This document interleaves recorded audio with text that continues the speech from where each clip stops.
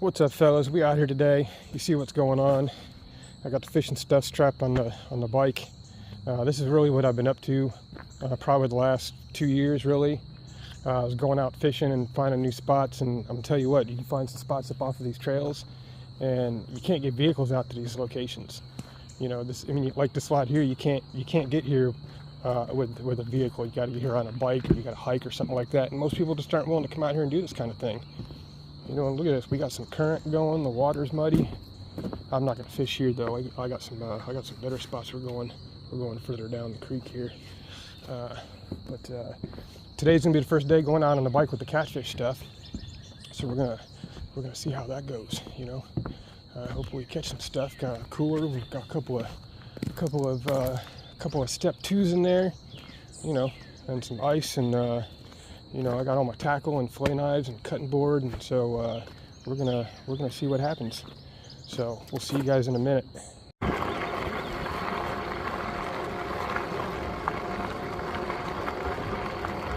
I can never get enough of it out here. These trails are so beautiful.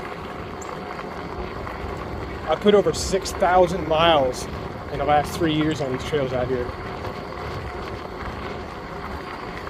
Our town has I don't remember about the mileage, so many miles of bike trails like this. But then you get out towards the river. I live in Columbia. We're right on the edge of the Missouri River out here. So you can take this trail all the way out to the Missouri River, and then this is all old train track. It's been converted to bike trails like this. And you get out to that trail by the river, and you can almost go all the way from Kansas City to St. Louis following the river. So we're gonna go fishing maybe in 2 different spots on Perche Creek, and then maybe get all the way down to Cooper's Landing and do some fishing down the river.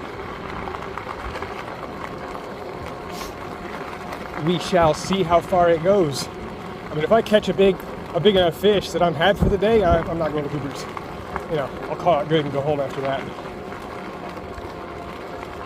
We will see. All right, we're gonna get around the corner up here and get up off this trail and into my spot. See you guys in a minute.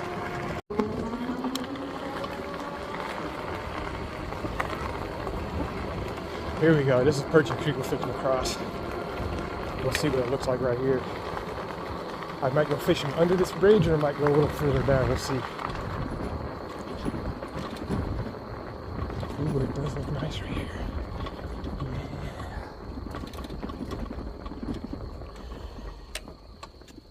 Sorry for all the bumpiness going over. See, ooh, I just saw something. I don't know if that was a carp or what that was. Something was up at the surface of the water. I see something else over there too. I think that's a carp. I see the black at the top of his back. It could be a stick or a log too, though. But look, there's some current. I don't think that's enough current to drag my 3-ounce weight, though. We'll see. But as it goes under the bridge right here, it gets a little bit more shallow, and there's a whole bunch of rocks. It's deeper and muddier out there, and same thing over here. See how you see these rocks right here? These rocks come all the way down out into here. I've seen this in the wintertime. This is dry enough you can walk across this and not even get your ankles wet. But let's see.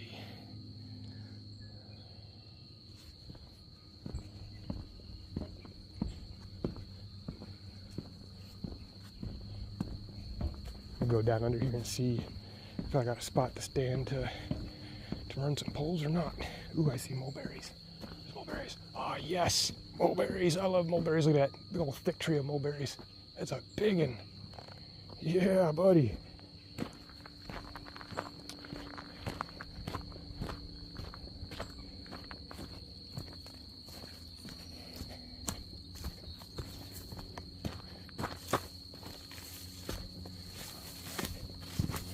Ooh.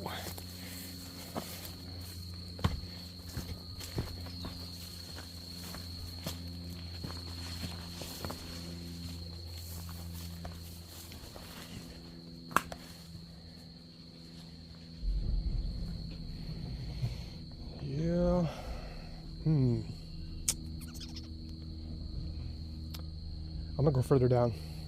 Yeah, I mean this is cool and all, but I'm gonna go further down. I like my other spot. See you in a second. All right, here we go, fellas. This is what we're gonna do. I managed to get back here. I mean, you can see the mud that I had to go through. We're off the trail, you know. This is better. I got my rod holder stuck out in the ground over there. I'm gonna get my poles all kind of rigged up for a minute, and I want to show you the rigs and the bait that I'm using for today, and we'll get back to it. All right, here we go. Check this out. First off, I've still got braided line on here. It's a 65-pound braid, and to be honest, in its defense, it's done well. I haven't had a lot of problems. Mostly what we're dealing with out here, there's no rocks. This is all like a mud slick. There might be some trees underneath of this water and stuff, like you see how that one is over there. There's more trees like that further down and further up, and so I mean the worst I get problems with is snagging on trees and stuff. And 65-pound braid really helps sometimes retrieve my lures and stuff. So anyway, I plan on switching over to some mono and giving that a try with all this. I've got some Whisker Seeker, some Blaze Orange showing up tomorrow. So anyway, I like running a 3-way with two clips on it. And the smaller clip, I put my leader for my Santee rig. And the bigger one, I put my weight on. And today I'm using a 3-ounce weight. I've also got some baits made up for catfish. This is pork that I've soaked in garlic. Well, I can smell the garlic through the bag. And then here's my rigs I'm using. These are Santee Cooper rigs. Some of these ones like this is ones that I bought from somebody else, and they had 4-aught hooks on them. That was kind of all they had in stock at the time, so that's what I bought. But I put some 8-aught hooks on there, and I put my own rattles and stoppers and stuff, and I reused their float. I used their stuff for a minute, and it was good. And don't get me wrong, and I reused some of it on my own stuff. But these are the ones that I'm building. And these are, this is 80-pound Berkeley Trilene Big Game. These are 100-pound swivels. These floats are cool. And they've got 4 rattles in each end. They rattle nice and loud. And I've done these 2-colored. If you separate the stoppers just a little bit, they spin real easy. And I've got these little 2-colored floats on here. They came as 1 color, and I took them apart and made them 2-color like that. And these other beads on here glow.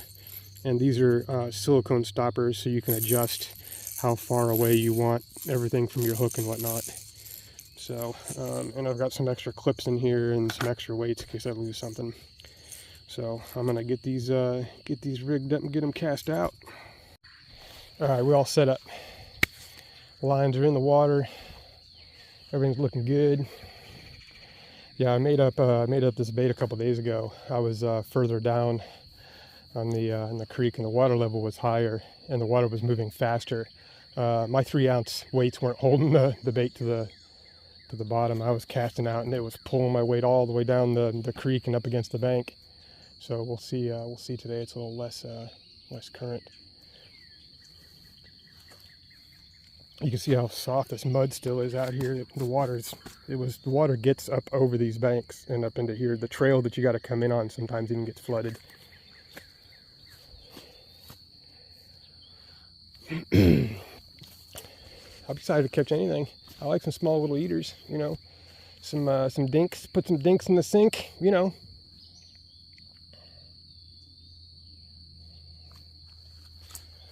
I had to kind of cut some of the wood out of the way over here. All this stuff gets washed up onto the bank from the water being so high, but I really trim this out right here to be able to get back here a little bit better. I'm gonna bring my cutting board over here. I got some drinks and stuff. Yeah, so this is how I get out on these trails with this e-bike. Dude, this thing's done me good. I've got close to 4,000 miles on just this bike alone. I've got 2 e-bikes. My other one I've got just over 2,000 miles on. Does me good.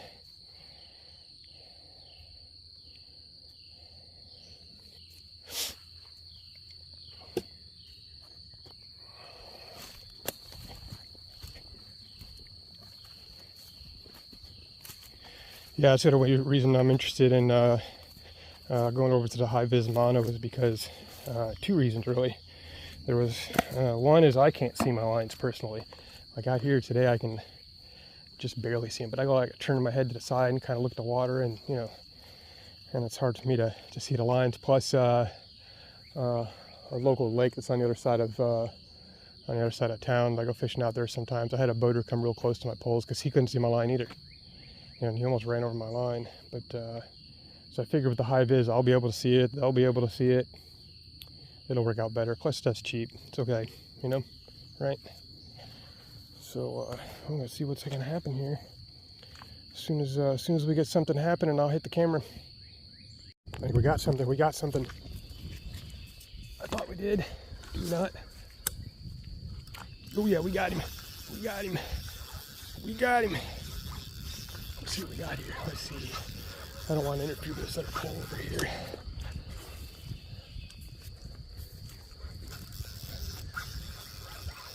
Oh, we got another one. We got two going at the same time. I gotta get this one up on the bank. Come on, buddy.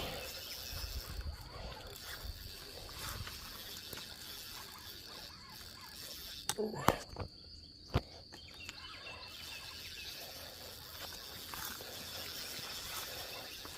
That's a big one. That might be my PB. Dang, come on, buddy.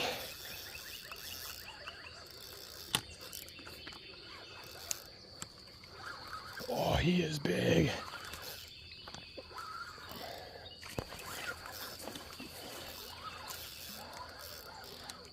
Oh. I hope I don't lose this one. Is that a blue? What is that?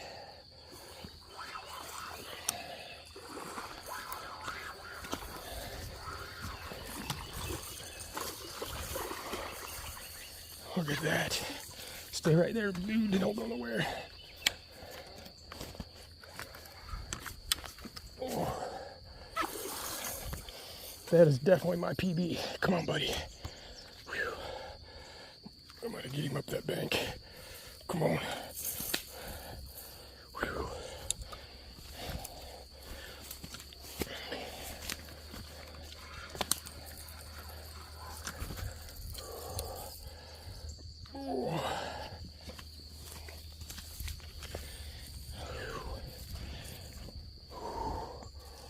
Oh, yeah, look at that.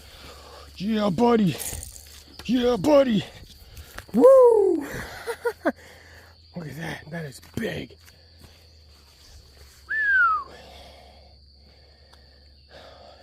Hey, see what I caught him on? I caught him on one of my rigs. Oh, and I just got him hooked in the corner of the mouth, too. That's a big one.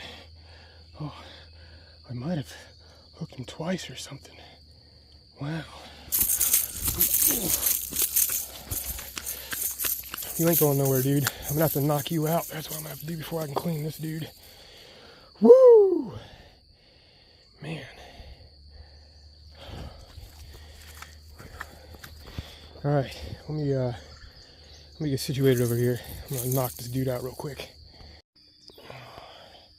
I might have another one on here. It might be a little dink though. It's barely tapping the pole. See, I thought there was another fish on this pole when I was having that one, and I might have had one, but I checked it and it was gone. So he might have got off there or something. I don't know. Something's definitely hitting this one. That's for sure. Let's see what we got.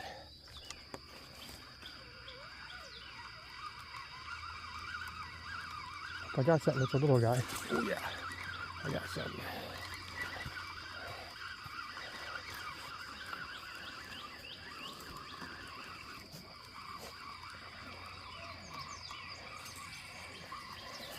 Let's see what we got. Oh, that's not even a. What is that? Is that a gar? You little shit. That's a gar. I'm gonna be letting him go. Man, he's got teeth. It's a pretty good sized gar though. It's the biggest gar I ever caught. Jeez. Guess what, buddy? I am letting you go.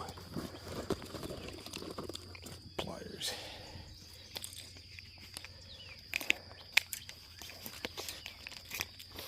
Might have been what was on my line earlier.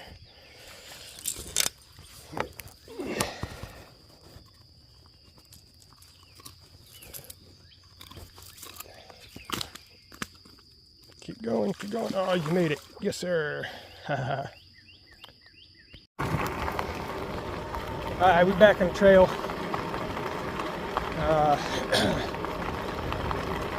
Yeah, I went about 20 minutes and then 20-25 minutes. I didn't get any kind of hits or bites or really much of anything. So we'll go on to spot number 2. Well, I think I'm gonna dip back in there and show the other spot. It's down. It's honestly the same creek. It's just 3 or 4 miles down.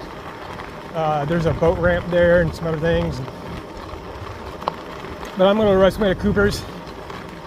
Cooper's a nice little spot. Go down there, hang out by the river, have a beer, chill, relax. You know.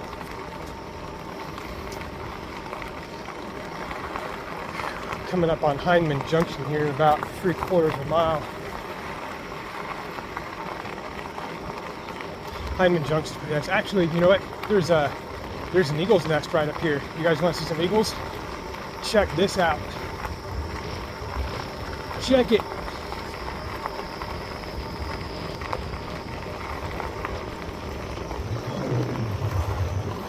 Ooh, there's buzzards. I did eagles for a second. I was like, nah, it's not an eagle.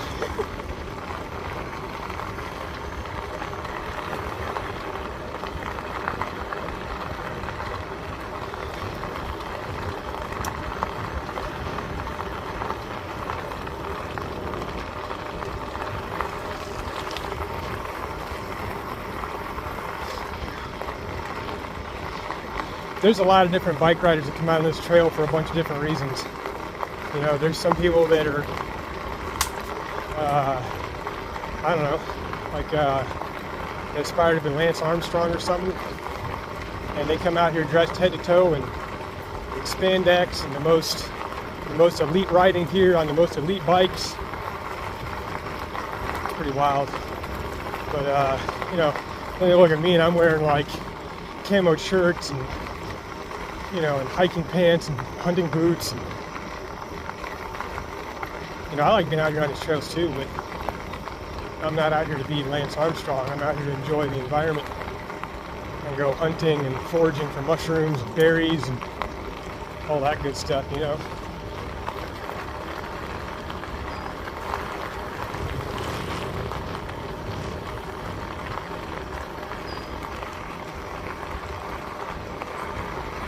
The eagle's nest is right up here, but they do this thing where they hang out in a tree that's like a 1/4 mile away.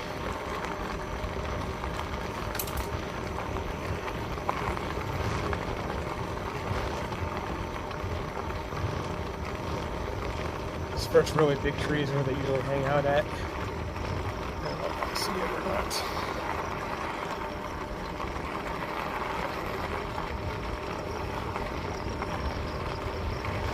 If there's people at Hindman Junction, I'm not going to make a big deal about filming the location. I'll just, you know, their nest is up there. Stop right here and look at it for a second.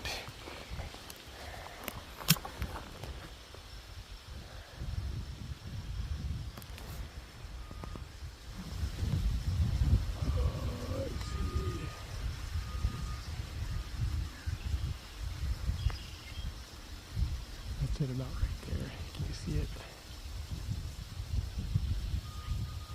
There it is. It's a big nest. It's been there for some years.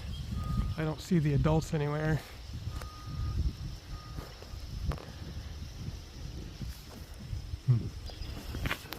Anyway, Hindman Junction. Hindman Junction is really just right around the corner up here.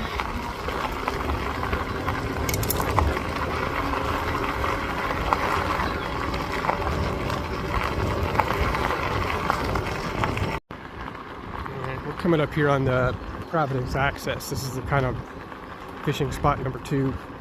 It's on the same creek as Perche Creek. This is just, you know, 6 or 7 miles down the creek. The other thing I wanted to showcase coming up to this is these are catalpa trees right here at the edge right here. this big tree right here with these big bean-looking things hanging off of it. Let me get in the shade so you can see it better. This is a catalpa tree. They usually have these big heart-shaped leaves, and right now through the fall they should have worms on them, catalpa worms, and it's a worm that specifically lives on this tree. I don't know if I'll be able to see any right now, but they're good catfish bait. They're big worms. So you ever see these catalpa trees, they have big white flowers on them sometimes during certain times of the year. And these leaves, these big, huge heart-shaped leaves, I mean, they're unmistakable. Once you see them, you know what they look like. Good bait. You just spend a little bit of time plucking some worms from there and you're good to go.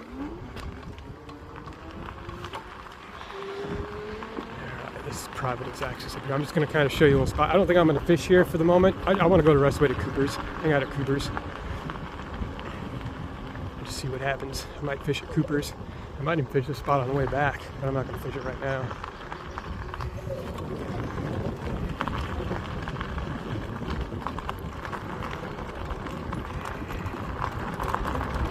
We want our boat ramp and stuff back here.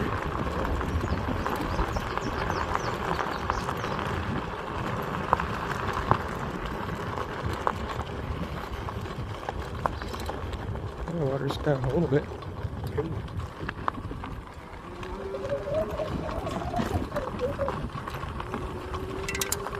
This is conservation people out here. Maybe that's who that is cleaning the dock over there. Oops, dock, I mean the boat ramp.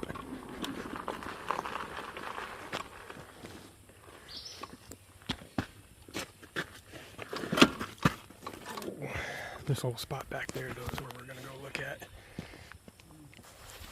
Oh, no, that was those dudes. I don't know who those guys are. This is a conservation truck. I don't know what... Oh, they've got a flat bottom boat. What is going on? How come I can't aim over the camera. Durr.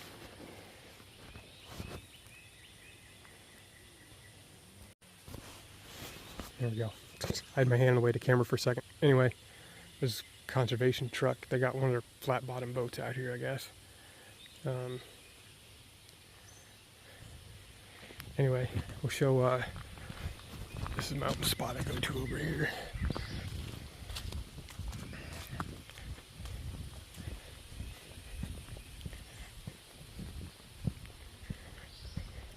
Oh yeah, the water's down, nice. Yeah, see, I was like parked right here in my little fishing trailer.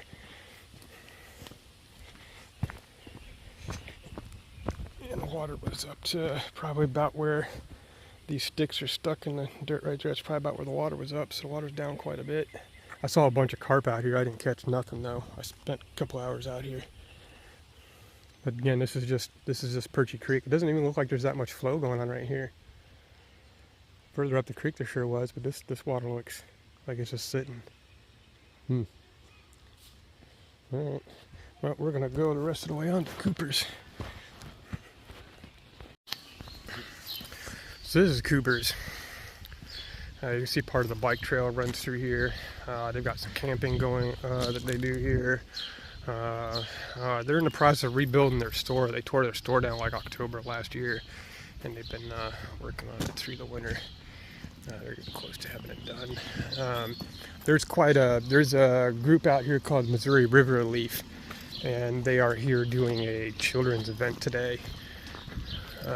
So there's a lot of people here, but I think I'm gonna throw my line in the river, see what happens. See if I can get back over to where my truck is, or truck, bike. Get where my bike is.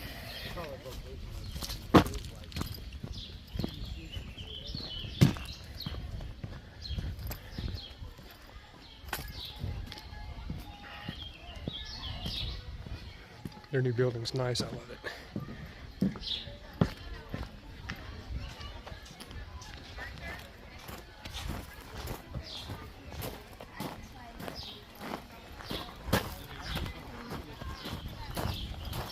So I'm gonna go set up right down over here, fish out into right here, because the river is going right there. There's a rock wall that's underwater right there. A lot of trees are stuck on.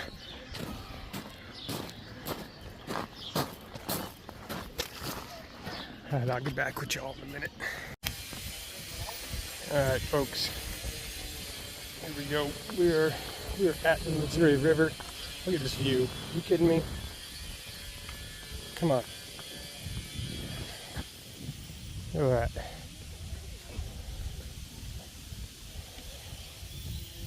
So we're gonna get set up right here.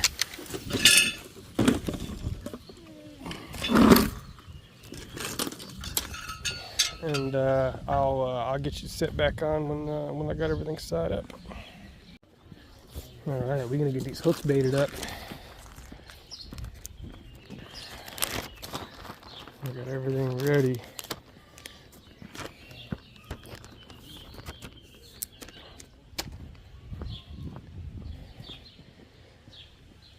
Oh, you got these Santee Cooper rigs. Seems to work pretty well, y'all. Tell you what. You don't have to do anything crazy. This is the 6/0 one, I think. Just get you a nice little fat blob of it. That's all you need right there. Look at that. Gap of the hook is open nice. You got that one on there. Let's get the other one.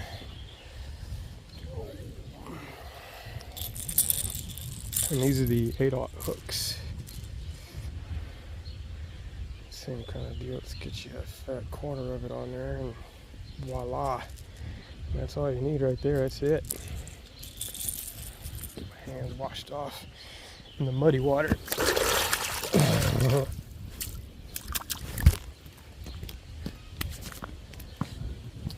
let's get these things casted up now. So I think it should be an okay spot because, you know, it's a break from the main river current.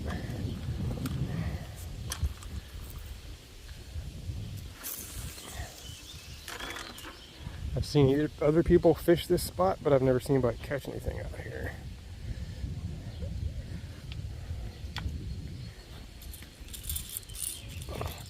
Oh, don't pull my rod out. Come on. There you go.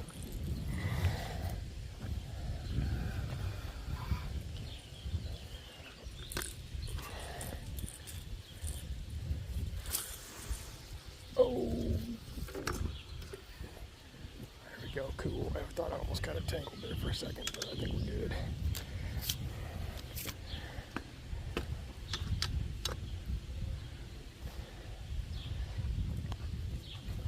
Let's see what that does. I think I'll take the slack out of this dude.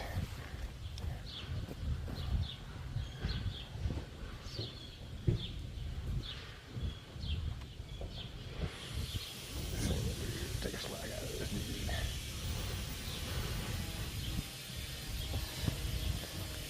All right, folks, I'm gonna let them sit right there for a minute and see what happens.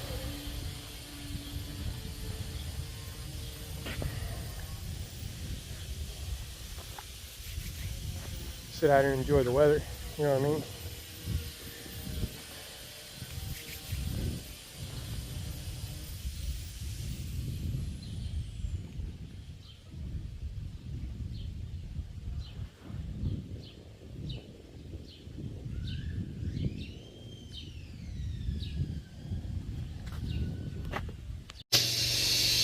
All right, y'all, that's it for today. There wasn't nothing out here at Cooper's, but you know, there's rumors. I've heard stories about 100-pound giants out here. Even the Lewis and Clark expedition that went down the Missouri River, they said they caught 5 or 6 that were over 100 pounds. So I mean, they're out here. They're here. River's up today. You can't hardly see any of the rock walls at all. But I'm gonna get loaded up and go home. I'm super happy with the fish I caught. Are you kidding me? So I'll see you guys next time. Peace.